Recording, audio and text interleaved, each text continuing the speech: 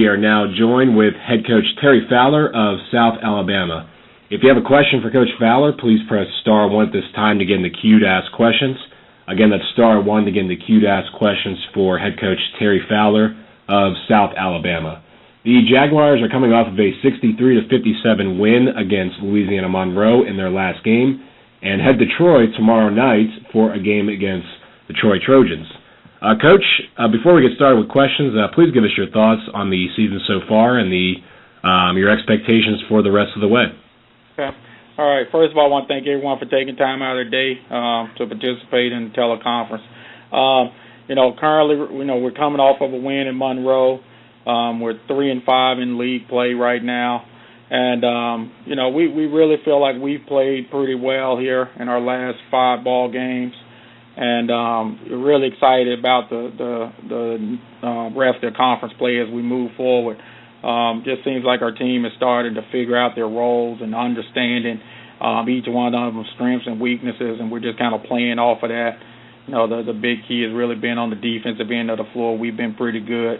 We've just got to figure out ways to score the basketball, and we've been able to do that here probably in our last 4 or 5 games, enough to have a little bit of success. All right, Coach, thank you very much. As a reminder to our members of the media, please press star 1 at this time to get in the queue to ask questions. Our first questions come from Dan McDonald with McD Media. Dan, please go ahead. Morning, Coach. You mentioned your struggles on offense, and I know y'all have had some problems turning the ball over, but you've played so well on the defensive end. Is that something going into the season that you sort of thought that might be your strength? We did, and that was kind of one of the things. I pretty much, my philosophy is, you win on the defensive end of the floor, and probably what you're saying is we've got kids that have gravitated more toward the defensive end of the floor, and that's what's been able to help us there. And we just understand the philosophy, the third year of the system, and so, even though we got a lot of freshmen and young players playing, they're still more defensive minded, and on the flip side of that, it's kind of hurt us offensively because those same kids aren't used to looking for shots, and so we've asked them to be a little bit more aggressive because you've got to take shots before you can even think about making them, and so we're starting to figure that part of it out, and we've got a little more of our kids are starting to be more aggressive on the offensive end, but at the same time, we've got to be very consistent on the defensive end. Is that sort of a learn as you go thing to get younger kids to be more aggressive on the offensive end? It is, and I think you just look at these kids that they weren't great scorers in high school, so we can't expect them to be great scorers in the college game, especially early in their career. But the thing is, you've got to start looking for shots, and so a term we use is catch shot ready. And because we feel like you're the most open when you first catch the ball. And so you've got to be able to be in a position to shoot it when you're open, and then we'll move it or put it on the floor if we're not open. What's the big thing, besides just, getting shots and making shots that you think you need to do the second half of the year? Well, one of the things I think we definitely have to do is we've got to continue to get the ball into the paint. And that doesn't necessarily mean we're in post-ups or things like that. We've got to penetrate and attack the paint because that makes the defense collapse, and then that gives us opportunity for more open shots.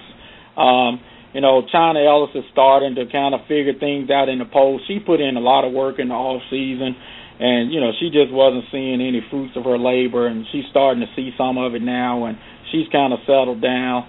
And is scoring in the paint for us, and that's giving us another option. That's opening up some opportunities for our kids on the perimeter as well. For us, it is we've got to be able to score, and we've kind of figured out one of the things we need to do is first team to 60. If we can score 60, we think our chances are really good, and because we think we can hold people somewhere, in the low 60s, high 50s. And so that's kind of our goal, and that's what we try to, strive for. I'm sorry, Coach. Who's that you were saying that you need that's been able to get the ball in the paint for you? China Ellis. Oh, okay, yeah. Some of the coaches on here, a lot of them have talked about defense in the league has been better this year maybe than it has in the past as far as across the whole league? You being a defensive-minded guy, that has to, does that kind of, give you a little bit of a boost, saying that, kind of told you all along that's what we need to do? Well, and it is, and you just got to get kids to buy into that, and these kids have, and so that's important. That we tell them we hang our hat on the defensive end of the floor. So whether we're at home or we're on the road, we think we've got a pretty good chance to put ourselves in the ball game. And defense travels, and so we tell our kids before every road trip, hey, make sure we pack our bags and we got our defense in there, and so that's crucial for us. And I do see it across the league that everyone's playing a little tougher defense, and it just comes down to not turning the basketball over, and then you've got to make some shots in there, but you got to be better at the free throw line as well. Appreciate it, Coach. Hey, thank you. Thank you, Dan. One final follow-up question for you, Coach Fowler. This season your team is leading the conference in block shots by a pretty wide margin. You have 109 total, and the next closest is 71 of App State.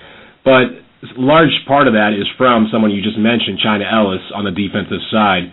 What has her kind of development, I guess, in this area of the game done for you on the defensive end? Well, she's got a knack for it. It's not anything we're teaching or anything, but the thing that she does is she allows players to play with a little bit more confidence on the ball, knowing that if they do get beat, she's back there to protect the rim for them. And, when she's not in foul trouble, she's just got a knack for it and does an outstanding job. And she's allows us to play a little more free up out on the perimeter as well. So it's a great asset to have. And, the main thing is we can keep her out of foul trouble, and she's done a pretty good job with that. And then she anchors the defense for us. All right, Coach, thank you very much for your time. Best of luck tomorrow and the rest of the season. Hey, thanks, Randy. We'll see you later.